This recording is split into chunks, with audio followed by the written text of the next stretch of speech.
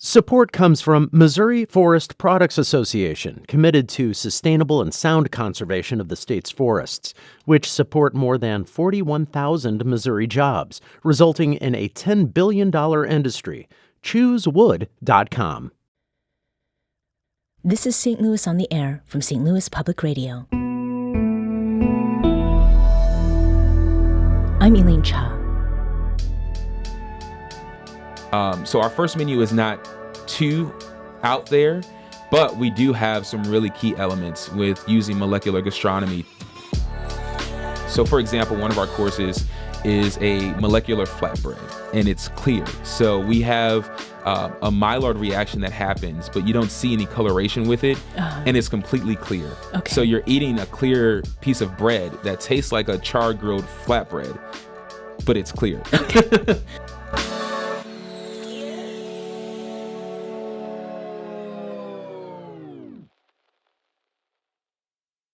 In 2 weeks, 21-year-old award-winning St. Louis chef Juwan Rice will open his first brick-and-mortar restaurant downtown at 11th and Olive in the former home of Shift. Juwan hopes his restaurant, Rated Test Kitchen, will serve as a culinary playground for chefs and mixologists and play a role in the revitalization of its downtown St. Louis block. And he joins us now in studio to talk with us about it. Juwan, welcome back to St. Louis on the Air. Thank you. Thank you so much for having me. I'm so excited to be here today. So let's catch up on what you've done since 2021, which was when Sauce Magazine named you one of its top local chefs to watch. What have you been up to? Yeah. Oh my gosh. It seems like that was so long ago, but then we look back and it was not that long ago. No. But so much has happened since then. I believe 2021 was the year that I was also featured on Guy's Grocery Games. So we did that in September of 2021, which was Guy Fieri, right? Guy Fieri, okay. Yeah. So we did Guy's Grocery Games. They brought me out to LA, shot that episode earlier that year, and it aired in September. So that was really huge for my career. And it was really fun. It was super, super, super fun. So we did that. And then also in 2021, that's when we launched the spice line, J. Rice Spice, which is still active. And so we have been spicing up people's lives since 2021. Okay. Yeah. Now, the numbers 6 and 14 are significant ones in your professional life. Tell us why. What was happening at 6 and 14? So it took me a second to realize what you were talking about, and then I had to think about it. I was like, okay, all right. So 6 is when I started cooking. I started cooking at a young age, 6, of course, and I just started just in the kitchen with my grandma. We were always listening to music and going grocery shopping together. It was just kind of like a shared experience that we had. And so we would take the groceries, we would bring them back home, and she would prepare this phenomenal meal for our family. And whenever we sat at the dinner table, it's almost like everyone kind of forgot the things that they dealt with that day. And I wanted to provide that sense of safety for other people. And that's kind of how I kind of came about it. So I was cooking, just doing some fun stuff in the kitchen, just playing around. And 14 is the age where I realized that I can make money from food and cooking and baking and all these different things. And that's when it dawned on me that, hey, I should probably turn this into a business. And that's when JR's Gourmet got started. Okay. Yeah. Well, I can tell you at 6 and 14, I was not thinking about my career, much less making money from it. Yeah, right? So this obviously is connected to the reason that you've come in today. But before we start talking about Rated Test Kitchen, what are some maybe non-milestones, like things that you've not really talked about a whole lot, that have actually led directly to this newest venture that you're engaged in? Definitely, yeah. I think one of the biggest things is finding a solid team. And that's something that I've been able to accomplish, whether it's back-of-house stuff or it's people that you see at the events that I throw. It's just having a solid sense of team around you and community to be able to execute some of the things that I do. And a lot of people always just see me at the front and they're like, oh my gosh, JR's doing so much. And it's like the team is really what keeps everything together. I wouldn't be able to do half of the things that I'm able to do without them. So definitely finding a solid team is definitely a huge accomplishment for me. And I can relate to that. I have a fantastic producing team. Shout out to the producing team yeah, here. right. Now, let's talk about Rated Test Kitchen. Yeah. First of all, tell us what it is and what the setup is. Yeah, so Rated Test Kitchen is something really unique that I came came about. I toured the space and I said to myself, I really want to create something unique. It's a small, intimate space, so we had to make the best out of the footprint that we had. And during COVID, I did a lot of pop-up dinners and dinner parties, and I wanted to create that same feel, but in a restaurant setting. And so Rated Test Kitchen is that. It's a test kitchen that we are changing the menu monthly. There's 7 courses, but the thing is that you get to rate each course as if you're a food critic. Okay. So we're inviting people in for criticism. We're inviting people in to just experience something really unique and new to the St. Louis food culture. So that sounds like it could be an invitation to chaos. Yeah. So, I mean, what is it that motivated you to think about, placing your diners in that kind of position? Yeah, definitely. So one thing that I found, especially after COVID, is that there was a sense of community that was lost with the diners and the chefs that prepared the food for them. And a lot of people kind of jumped to Yelp as their outlet to kind of do reviews. And it really wasn't helping the restaurants too much because, for one, most restaurants and chefs are not looking at the reviews. Or 2, the guests are not expecting the chefs to even know about the review. And so there was a sense of communication there that I was like, we have to invite the guest in to experience something so that we can also grow in our skill sets and talents. But then the guests also get to feel that they're a part of the restaurant. And we wanted them to be invited and be a part of the restaurant as if it's their friends or family's house. We want to know what they are expecting or what they want to change in the menu.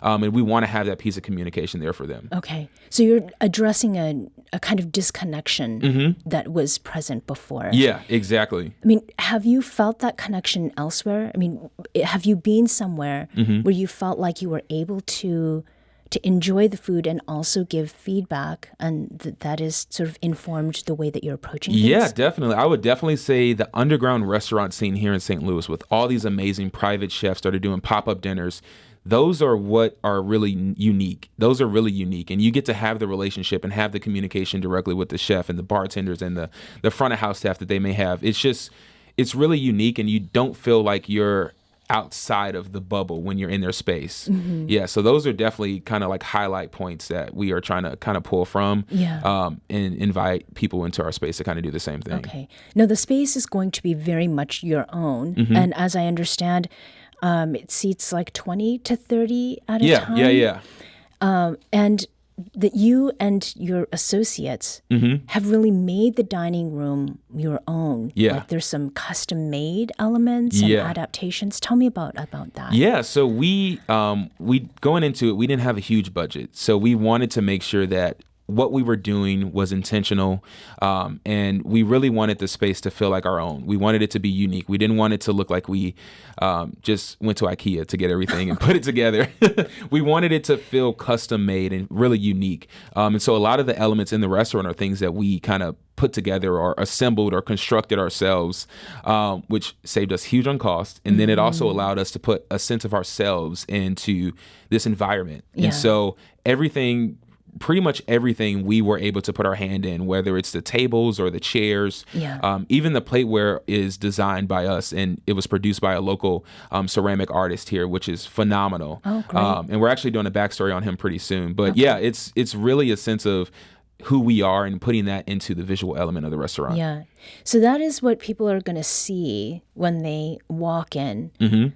Let's talk about what they're going to eat. Yes, right? yes. So the types of food that you'll be offering, what is sort of in the range of the flavors or origins? Yeah. So it's really, really unique. So each month, as I said previously, we're switching up the menu pretty frequently.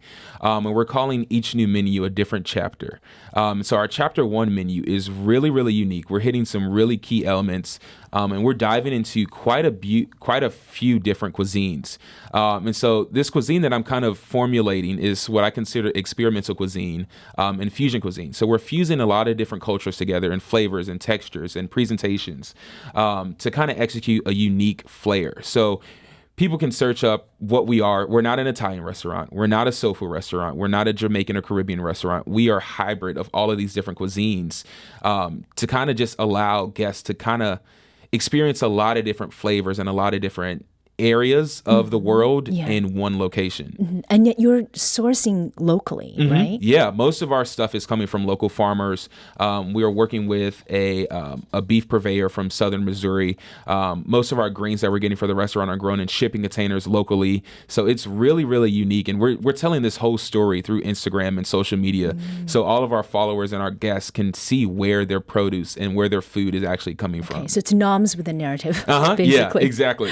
We're talking with St. Louis chef and entrepreneur Juwan Rice about his latest venture, his first brick-and-mortar restaurant. Rated Test Kitchen opens in 2 weeks in downtown St. Louis at 11th and Olive. So as far as what you will be offering, how is that different from what is already available locally? Or am I asking the wrong question? No, I think you're asking the right question. I'm just trying to figure out what the answer is to that question. But no, it's really unique in the sense that every time that guests are coming in to experience our restaurant, they're getting something completely new. If you come in August and you come in October, the menu that you're going to have, the vibe, the ambiance is going to be totally different. So every time you're walking into our space, you're experiencing something totally unique and something totally different. It's not a place where you can go in and get a sub sandwich and you know what you're going to get every time. But we want to stretch the palate, and we want to allow guests to experience new things that they're unfamiliar with. And one thing that we found, especially being in the Midwest, is that we're kind of traditional when it comes to food. We love our basics, we love our staples, but we want to push people to another boundary when it comes to what they're going to get. Is there a bit of a teaser you can share about something that you know that you will be serving, not necessarily this time, but something that does sort of push boundaries in a way that might make people uncomfortable at first, but they'll enjoy the experience? Yeah, so we're on our next menu, our second chapter. We're really getting some really unique pieces of food to work with. So I won't release what that is because we have a whole backstory on how we're releasing and publishing our second menu. And our first one is pretty comfortable. We want to get people in the door. We want to get them accustomed to the rating system. We want to get them accustomed to us as individuals. So our first menu is not too out there, but we do have some really key elements with using molecular gastronomy to allow guests to experience something new. So for example, one of our courses is a molecular flatbread, and it's clear. So we have a Maillard reaction that happens, but you don't see any coloration with it, and it's completely clear. Okay. So you're eating a clear piece of bread that tastes like a char-grilled flatbread, but it's clear.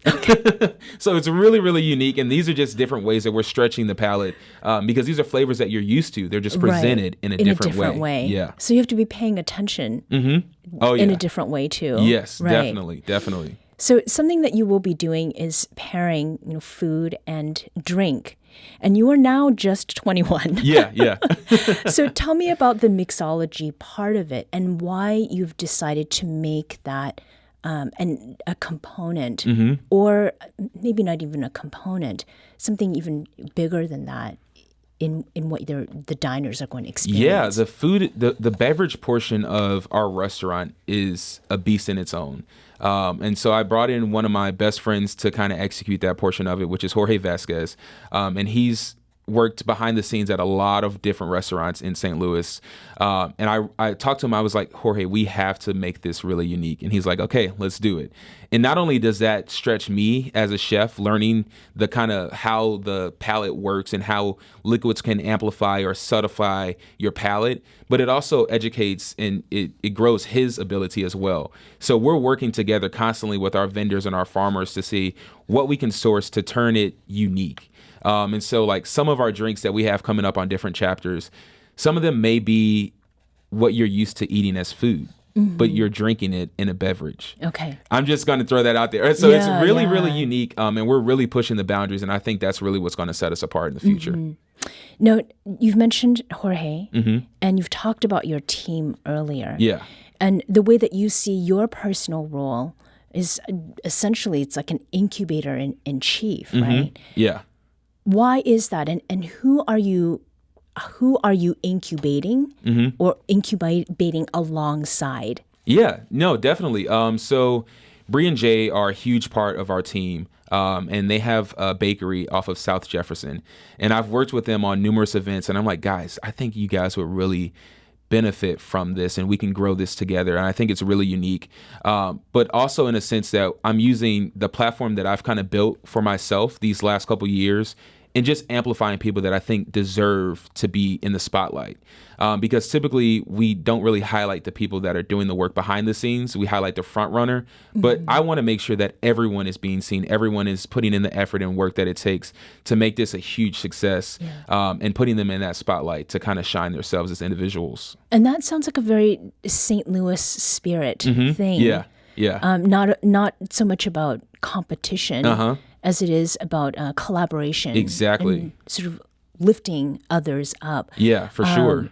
And from what I understand, people will be able to buy items wholesale, right? Tell me a little bit about that. Yeah, so once we launch our cafe portion of Rated Test Kitchen, we want to allow guests to take the experience outside of the restaurant. And so we're working with some really unique farmers from across the country, honestly, to source and bring unique items to their home and allow them to experience what it's like to create and innovate in their own aspect in their own home. And so we want to bridge that gap for, you don't necessarily have to go out all the time to get an amazing meal, but we want to kind of craft and switch people into that mindset of you can do some of these things at home. And so we're kind of educating people in that sense. And we're using video elements and social media to kind of get us through that gap. Okay. It's many things then. Yeah. So one of the things when you start a new business, there are many more that fail than actually succeed. And money has a lot to do with it. For sure. Economically, how have you approached this project to make it sustainable? Yeah, so our restaurant format is a little bit unique. And I think that this is something that we're going to see a lot more frequently with newer restaurants. And we've seen it time and time again in the fine dining registry where it's reservation only. And so being reservation only restaurant allows us to cap and allows us to see our numbers and projections beforehand. So we know how much liquor to order. We know how much food to order. We know how much staff to have before guests even arrive on site before a service. And I think that structure alone has really set our projections up to be in a better position where we're not blindsided by maybe we have 5 guests this day and we have 100 the next day. You know what I mean? We know how many we're going to have before we even get started. And I think that's a new kind of trajectory that I think the restaurant industry is going to try to lean on because the restaurant industry has been so unexpected with COVID, and it has really impacted a lot of our favorite restaurants. Yeah. So with Rated Test Kitchen, I mean, what overall is your goal, especially when it comes to this revitalization of dining downtown? Yeah. When it comes to that. Yeah. So a lot of people have asked me, why did you choose downtown St. Louis? And to that, I say, why not choose downtown St. Louis? One thing that we've done is we've created such a unique concept that we're getting a lot of engagement and traction from outside of St. Louis, outside of Missouri. We're getting a lot of national traction and interference because we're bringing a lot of chefs from other states and other cities to kind of highlight them for a season or a dinner. And I think that's what's really unique is that people will travel for an experience. And that's what we're providing to downtown St. Louis. So we want this to be a staple, and we want this to be one of many projects that we decide to launch in St. Louis. So in one word, this is the last question. Okay. You learned to cook from your grandmother, Yes. Mumsy, right? How will we see Mumsy, your grandma, in what you cook? Yeah, well, she's going to be there because she wants to make sure that this is perfect. She knows that I'm a perfectionist, but if I would give it one word, I would say wholesome. Wholesome. Yeah. Juwan Rice, Wholesome, is a chef, entrepreneur, and the owner of Rated Test Kitchen, which opens in 2 weeks at its location downtown at 11th and Olive. Rated Test Kitchen will be open for dinner from 5 p.m. to 7 and 8 p.m. to 10, Thursday through Sunday. We'll include some information on our website, stlonair.show, so that you can check some of that out. Juwan, thanks so much for joining us today, and best of luck. Thank with you the so launch. much. This episode was produced and edited by Emily Woodbury, with audio engineering and podcast design by Aaron Dorr. Our executive producer is Alex Hoyer. St. Louis on the Air is a production of St. Louis Public Radio. Understanding starts here. St. Louis on the Air proudly supports local artists by using music from Life Creative Group. Do you find yourself regularly listening to episodes of St. Louis on the Air? Suggest us to a friend you think might enjoy our conversations, and leave us a review and rating on Apple Podcasts on the App Store. It's the simplest way to help people discover our show. Thank you. St. Louis Public Radio is a member-supported service of the University of Missouri St. Louis. Support comes from the Missouri Forest Products Association, providing more than 41,000 jobs in the production of wood pallets, railroad ties, white oak barrels, hardwood floors, and more. Details at choosewood.com.